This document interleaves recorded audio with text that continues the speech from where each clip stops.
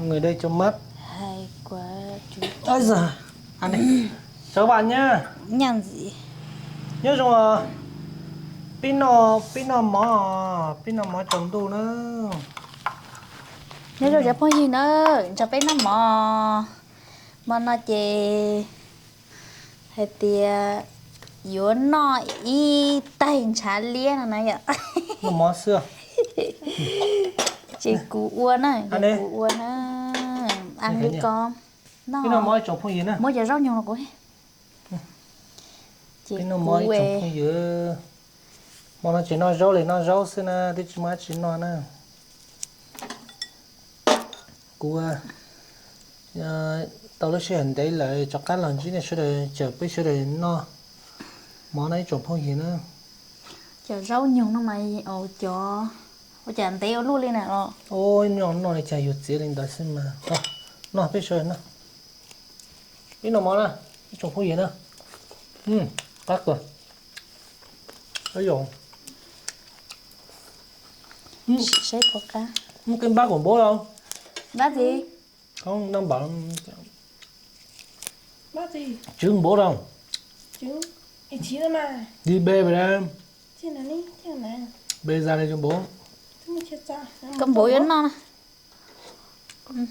bê ra đây cho ba Anh trước vừa. mấy đâu bố ba phải ăn cái này nào ngon lắm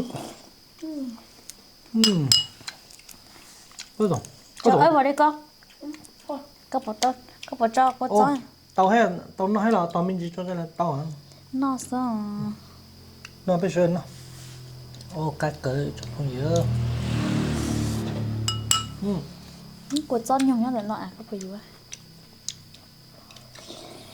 ô tụi ô này có muốn hầu mùa chứ chúa để cho mình mề chứ mà không Có tôi chỉ bảo cái ồ nè giờ chúa có mê đi có thế giờ cái đó còn cái nào mà thế chúa lo này cái ồ mà giờ chúa có mỏng manh sao ngon này nó tụt 4 cái thế cái một cánh trời nhất là sao là cái chỉ bao rồi vậy cái gì ồ mong sức của mà của chị nhẹ chúa ngay mà của chị nhẹ chúa thì tôi lo của nhẹ chúa có em thì rồi giống no thế này chúa có nhẹ mà yếu no theo li sa theo li giống no ấy.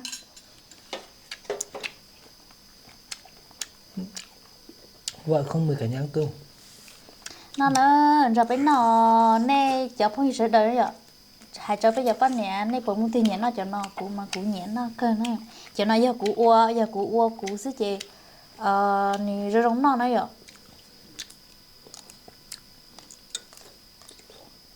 cắt kìa nó có gió nữa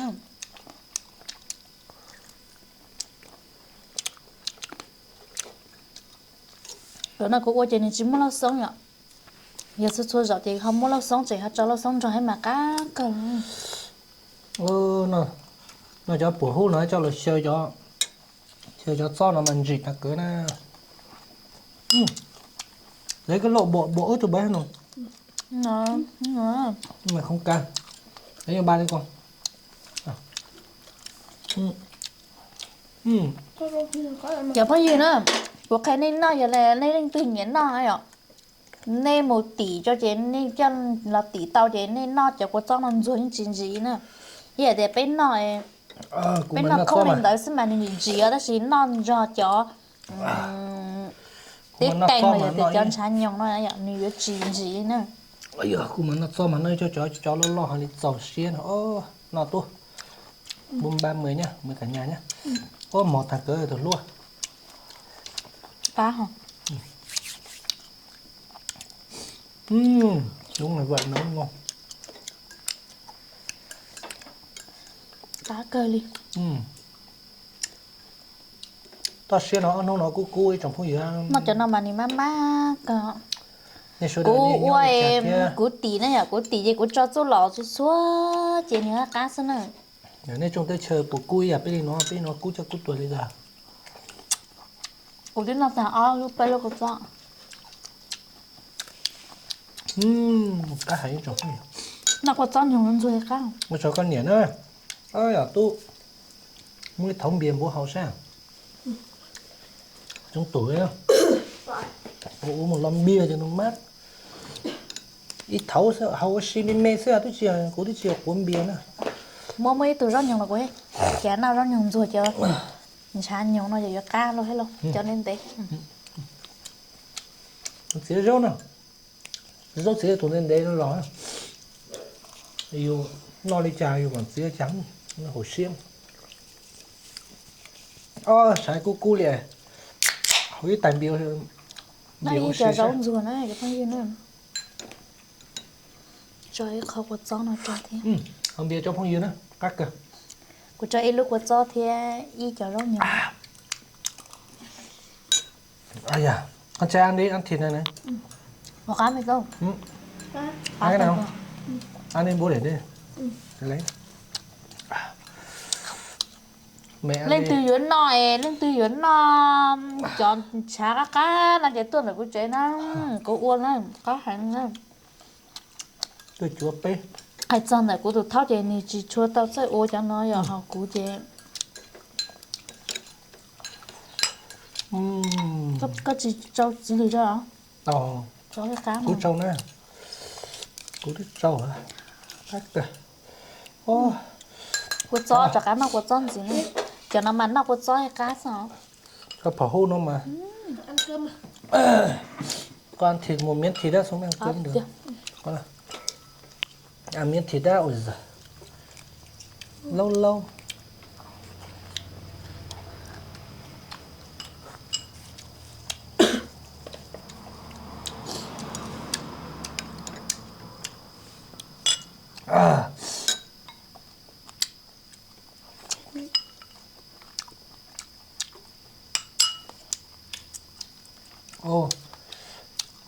tôi nói cho một cho bố cái bố phải nổi thì nhớ đây luôn cho tông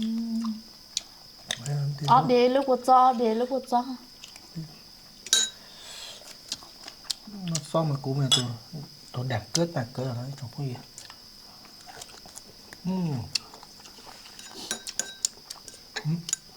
nó to liên liên nữa rồi cho tí nó kiểu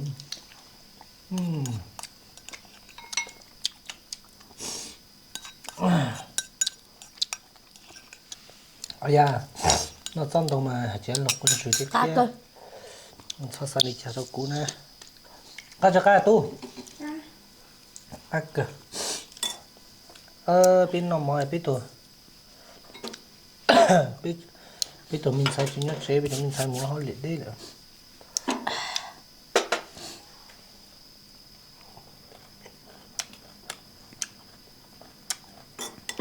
cho con dư của cá mi tô cá mà cá cờ đi bây giờ cá cờ chỉ cho xén nó có trâu đi nè thì lấy cũng nó cũng lấy tiêu của cho chèn tiêu của ha nó sẽ của cá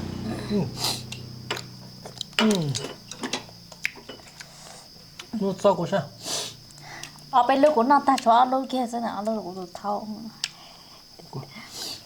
cá cơ của mà chỉ chuẩn nó có cho thế đấy chỉ mà giờ hai giờ nó hiện nó mà cũng nó có cho tao cho nó này chỉ chuẩn gì cái này có cho mông nữa có cho mông tới luôn nó cho mềm mềm thế này Mùa đó này có phải mò.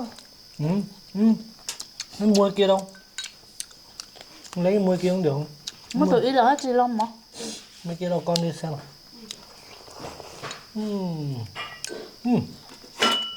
hôm nay vợ đánh đặc sản quá của cá này ba cho vợ một thìa này vợ đánh quá đặc sản cá hành cái bao nhiêu không bây giờ thấy một khua thì cá chỉ nên cá bún những cái ít việc đúng không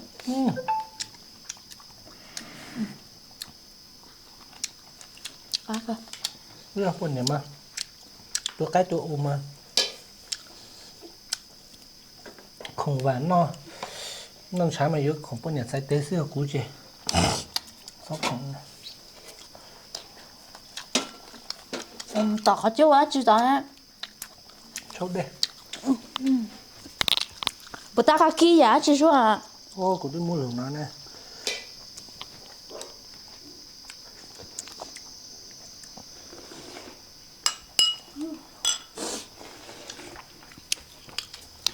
nó cho ăn thịt đi cơm này. cái gì nó gai cho mà nó mỏ lên á.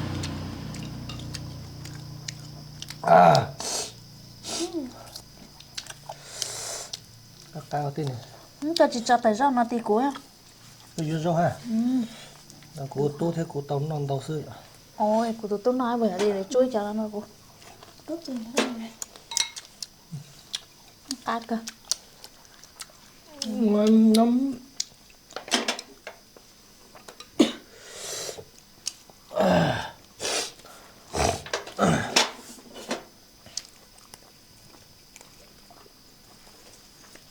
Mà cô tụi mình thâu ra giống xe cá tụi mình không biên xưa á. Hot rồi. Ít sự những gì không biên đó. Mà nó Có hơi tay không? thì gì cắt không. Ta lò cho biên đâu nữa. Ta tao nó lò liền chúng mới cả không biên đâu nữa.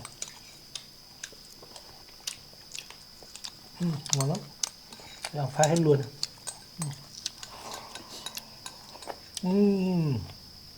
Cá đó. Một con vịt đánh được 3 bát tiết cây. Ít tổ ô tua to, ít cảnh sáng. Cô được con nhỉ tí không? Cây hiểu không?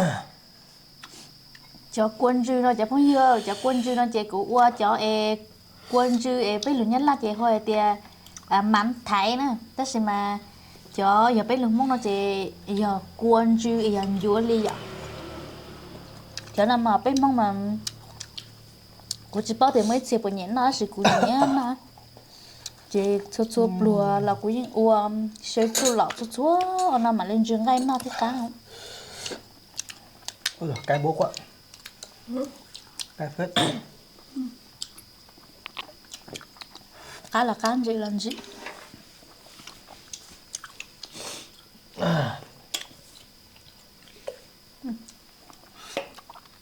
Nó có rau chua đó gì chị?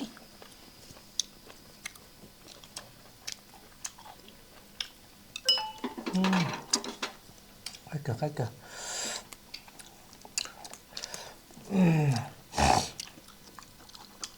Nó trong trồng phong gì nè.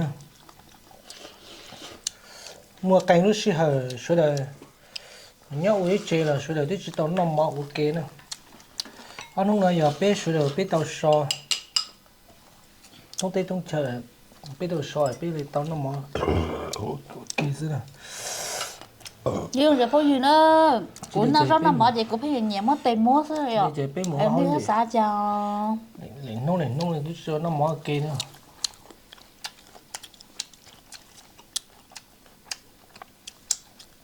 Là nó sẽ trồng phong gì tí bé chứ chỉ mới rõ chỉ nó thôi.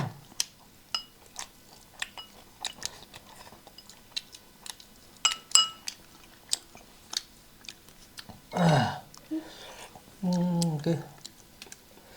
Cái này ăn ngon mà. Cắt cơ.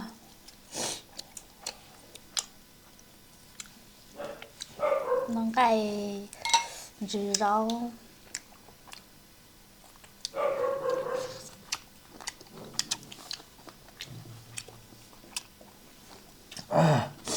Ăn cơm đi.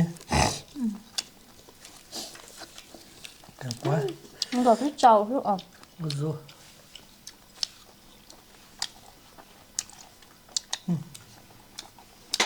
Không nói các gì biết đâu. Phải nhẹ thế đó.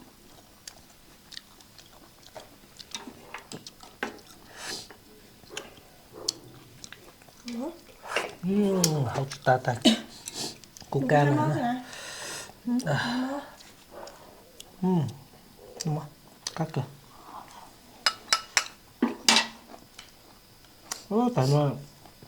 Tại cua này thì chỉ bùn cho này. Chỉ dùng trái thì chỉ cua của ta của xả của tụm lá của nhiệt sẽ lấy tạt rồi. Cho sao để chị cứu nó à? Rồi để tôi chỉnh cho lên mình sẽ chị cứu lên nó. Cho cô mà giờ chỉnh cho mình hay giờ cô ạ. Hồi giờ cho em mình nên cho mình chị cứu. Mình cho ba lô mình chị cứu ạ. Đây đưa cái đấy cho bố. Đây, cái đây. Này mới lắm. Đây mới. Mới của nhiệt non đấy trồng phong gì nè. Ôi cái này cho chanh vào.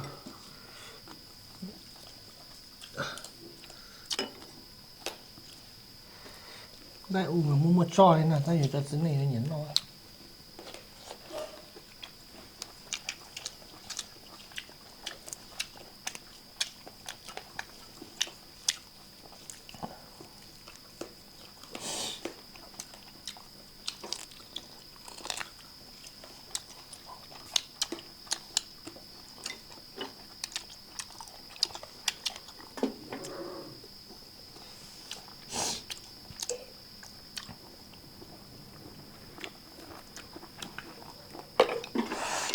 Ai da, mát thế.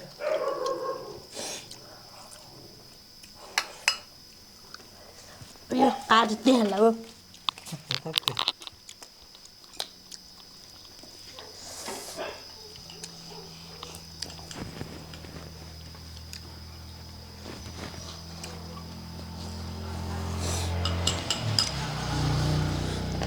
Con miếng nào thì ăn đi.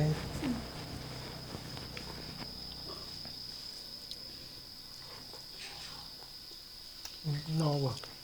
Thoải mái vào.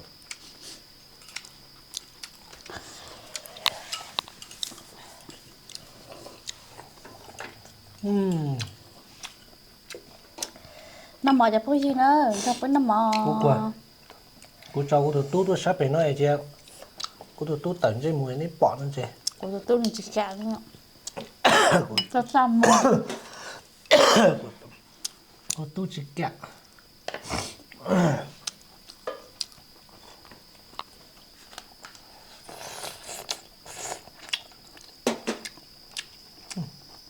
Xương cứng quá.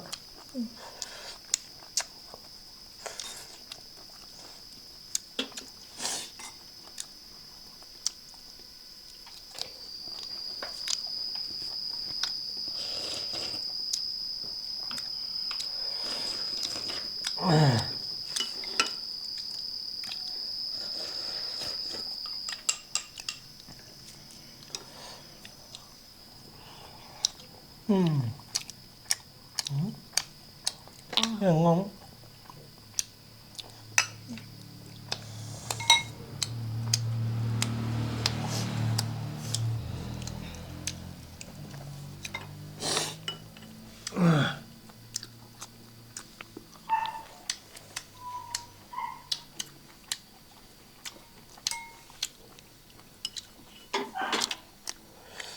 Đi bún nào cho cay nữa nè.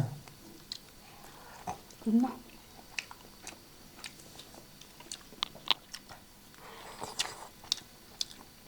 Không xin nào tu.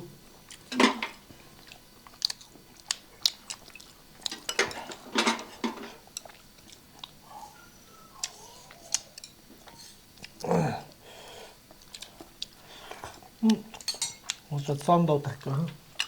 Của cá. Đây là cũng nhớ son. Cái cho cái hầu nhé.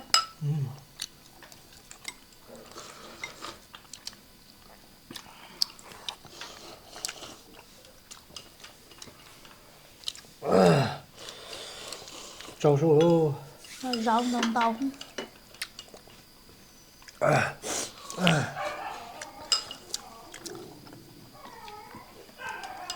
Bộ của nó chỉ tao cũng tìm món rồi à. Ngon quá.